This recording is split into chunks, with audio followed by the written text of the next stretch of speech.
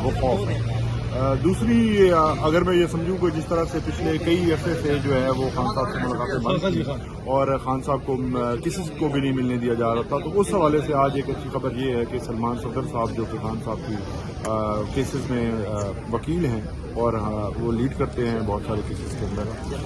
उनकी मुलाकात एक ऐसे माहौल के अंदर होने जा रही है कि जिस तरह पहले मुलाकात आज तक किसी हमारी जानिब से किसी की नहीं हुई। यानी वो खान साहब के सेल के अंदर विजिट करेंगे, वो खान साहब को दी जाने वाली तमाम सहूलियात का खुद जाकर मुआयना करेंगे, खान साहब से पूछेंगे, खान साहब के सेल के अंदर उनसे सारी गुफ्तगू होगी उनके खाने के बारे में। और जो लिविंग कंडीशंस का हुक्म जारी किया है सुप्रीम कोर्ट ने, लिविंग कंडीशंस के अंदर खान साहब की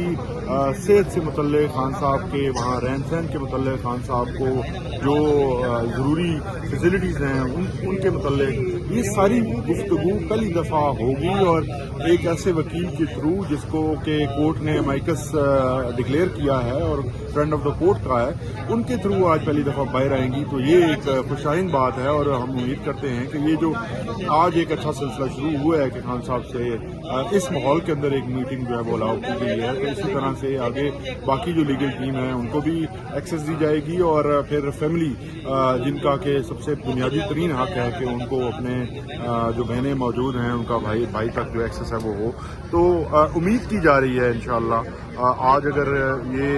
देखते हैं, क्योंकि अभी सलमान सफदर साहब तो चले गए हैं तो आगे इनको जाने देते हैं या नहीं, लेकिन